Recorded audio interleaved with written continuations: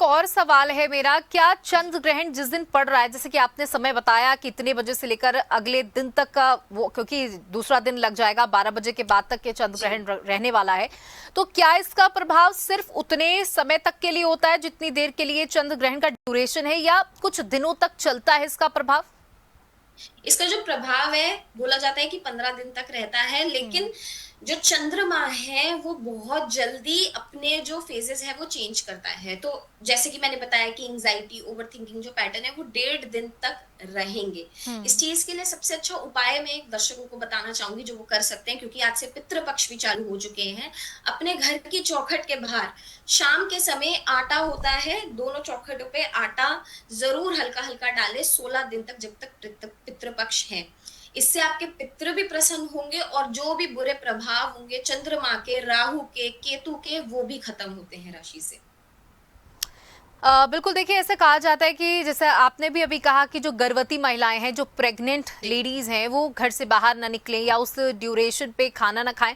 लेकिन अगर घर पे कोई रोगी मौजूद है या कोई वृद्ध है, तो क्या उस वक्त भी ऐसा करना चाहिए? नहीं। तो जैसे कि मैंने बोला कि आप तुलसी के पत्ते रख सकते हैं, तो आप पहले ही तुलसी का पत्ता खाने में रख दीजिए कि कोई भी बैक्टीरिया ना आए। उसका लॉजिक सिंपली यही है, ग्रहण के टाइम पर हम क्यों मना करते हैं कि कुछ मत खाइए, क्योंकि बैक्टीरिया एयर में बहुत ज्यादा होता है, तो वो हम सांस भी ले रहे हैं तो वो हमारे अंदर जा रहा है।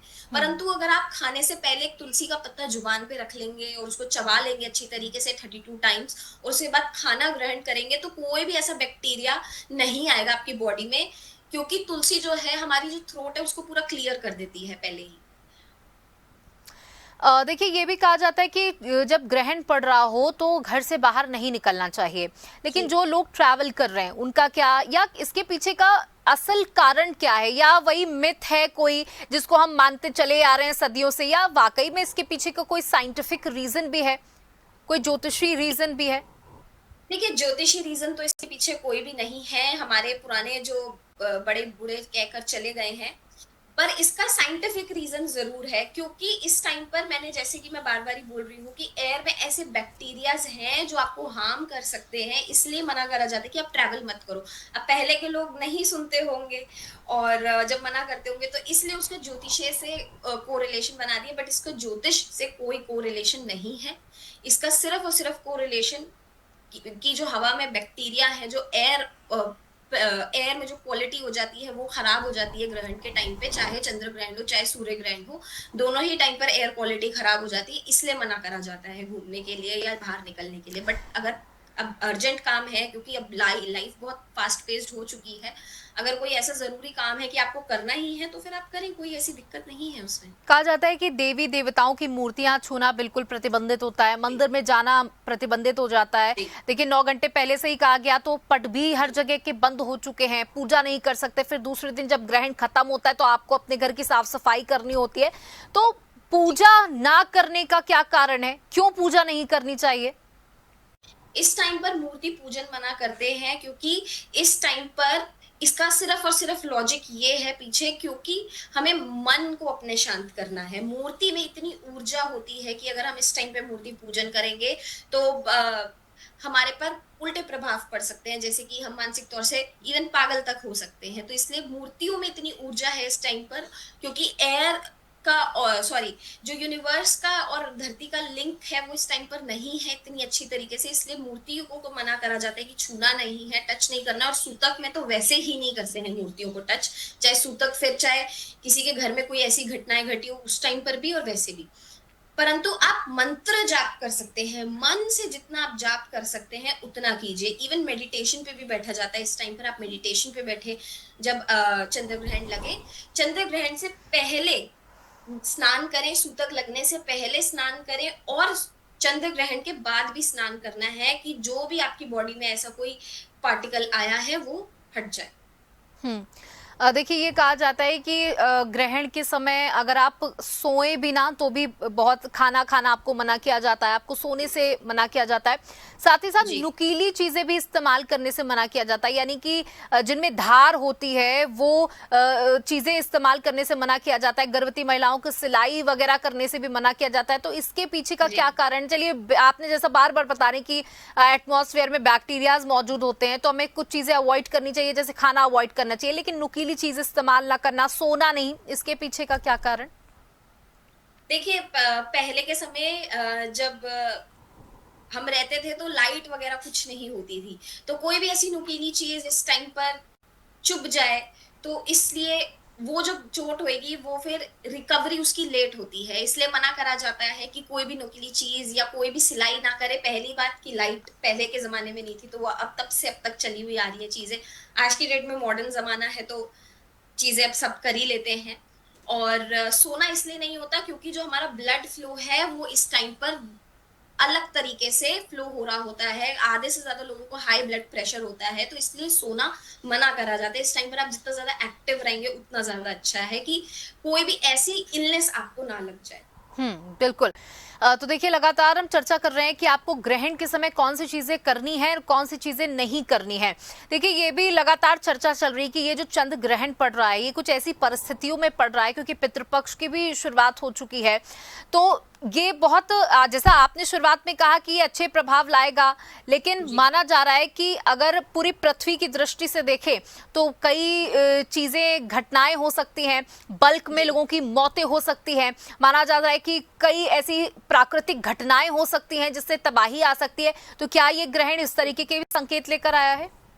देखिए, वो ग्रहण से उसका कोई लेना देना नहीं है। ग्रहण एक कॉस्मिक इवेंट है जो यूनिवर्स में होना ही है, वो हम रोक नहीं सकते हैं। वो एक बहुत ही साइंटिफिक चीज है। अभी सूर्य ग्रहण भी आएगा, सूर्य ग्रहण पे फिर अलग बातें करेंगे एस्ट्रोलॉजर, तो इससे ग्रहण का कुछ लेना देना नहीं है। बट मैं आपको एक बहुत ही सरल और लॉजिकल बात बता देती हूँ, क्योंकि इस टाइम पर राशियों का परिवर्तन हो रहा है, ग्रहों का परिवर्तन हो रहा है, क्योंकि सूर्य और बुध जा रहे हैं इस टाइम पर अपना राशि परिवर्तन कर रहे हैं। तो इस टाइम पर, और इवन मंगल भी अपना राशि परिवर्तन कर रहा है, शुक्र ग्रह भी अपना राशि परिवर्तन कर रहा है। तो इस टाइम पर हमें महिलाओं से रिलेटेड मर्डर की न्यूज़ेस आ सकती हैं। इस टाइम पर हमें ऐसी ऐसी न्यूज़ेस आ सकती हैं कि बादल का फट जाना और हेवी फ्लड आ जाना, बारिश अभी 15 दिन और रहेगी इसी कारण। और आपको कहीं ना कहीं फिर से कोई एयर क्लैश का न्यूज़ मिल सकता है, फिर से हमें कोई वॉर देखने को मिल सकता है। ज़रूरी नहीं है वो इंडिया के ही या पाकिस्तान के बीच में हो, वो वर्ल्ड वाइड है ये। और इवन इस टाइम पर अमेरिका के लिए टाइम अच्छा नहीं है, अमेरिका और ट्रंप का टाइम अच्छा नहीं है। कोई भी आप 13 तारीख से देखिएगा, आपको अमेरिका के बारे में न्यूज़ेस, नेगेटिव न्यूज़ेस मिलना चालू होंगी। ट्रंप की हेल्थ पे बहुत ज़्यादा इफेक्ट आएगा इस टाइम पर, और इवन हमारे खुद के देश के प्रधानमंत्री पे भी इफेक्ट आ सकता है इस चीज़ का। तो इस टाइम पर जितने भी पॉलिटिकली लीडर्स हैं, अच्छे पद पे जो बैठे हैं, उनकी हमें कुछ कुछ ऐसी न्यूज़ आ सकती है कि लोग इनके अगेंस्ट हो रहे हैं, पूरी पार्टी की पार्टी उनके अगेंस्ट हो रही है। इवन पार्टियों का गिरना भी इस टाइम पर बहुत यकीनन माना जा रहा है कि कोई सरकार भी गिर सकती है, कहीं की भी। इंडिया की मैं बात नहीं करूंगी, भारत की बात नहीं करूंगी, वर्ल्ड वाइड कहीं की भी सरकार का गिर जाना, ये भी एक बहुत चीज हो सकती है। और ये सारा इशारा मैं ट्रंप पर कर रही हूँ इस टाइम पर। बिल्कुल। तो यानी कि राजनीतिक उथल पुथल भी इस चंद्र बहुत ग्रहण के बाद देखी जा सकती है। देखिए, जी एक और चीज जानने की कोशिश करूंगी आपसे, क्या चंद्र ग्रहण या सूर्य ग्रहण पड़ता है तो इसका प्रभाव, क्योंकि हमारा जो देश है वो धार्मिक ताने बाने से बुना हुआ देश है, तो क्या सिर्फ इस देश पर ही ये ग्रहण का प्रभाव पड़ता है या अन्य समुदाय में या अन्य जातियों में लोग ग्रहण को मानते हैं, उनका वो माने या ना माने प्रभाव पड़ता है? जी, प्रभाव देखिए हर इंडिविजुअल पे पड़ता है, मेरे पे भी पड़ेगा, आप पे भी पड़ेगा, और देश में 7 बिलियन लोग हैं उन पे पड़ेगा।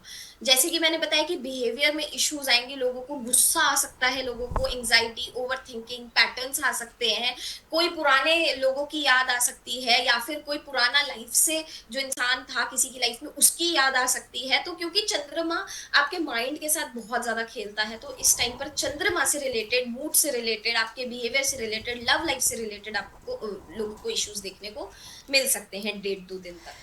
कौन कौन से, कि हर कोई जानना चाहता है कि क्या इस चंद्र ग्रहण से उसे फायदा होने वाला है या नुकसान होने वाला है। राशियों का अगर हम जिक्र कर ले तो राशियों में कौन सी राशि पर बुरा प्रभाव पड़ने वाला है, क्या उपाय वो कर सकते हैं, और कौन सी राशियों के लिए चंद्र ग्रहण अच्छे संकेत के साथ आया है?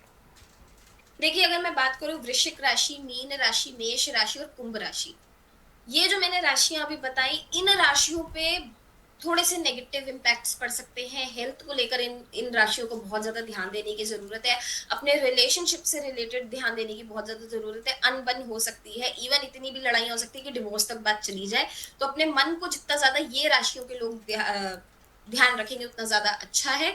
इन राशियों के लिए स्पेसिफिकली मैं उपाय बता रही हूँ आपकी ऑडियंस के लिए, जो वो कर सकते हैं। पीपल का पेड़ होता है, पीपल के पेड़ के नीचे जड़ में एक सरसों के तेल का दीपक ज़रूर जलाएँ। इन आज से चालू करें और पितृ पक्ष तक करेंगे, क्योंकि इस टाइम पर ना सिर्फ पितृ पक्ष है, ना सिर्फ सूर्य ग्रहण है, इस टाइम पर बहुत ज्यादा, जैसे कि मैंने बताया, ग्रहों की चाल ऐसी हो जाएगी कि इन राशियों पे बुरे प्रभाव पड़ सकते हैं। तो आप 16 दिन गांठ बांध ले कि आपको पीपल की जड़ के नीचे एक सरसों के तेल का दीपक जला कर आना है। बाकी राशियों के लिए इतना ज्यादा डिफिकल्ट ये टाइम नहीं रहेगा, बाकी राशियों के लिए ठीक रहेगा, सटल रहेगा।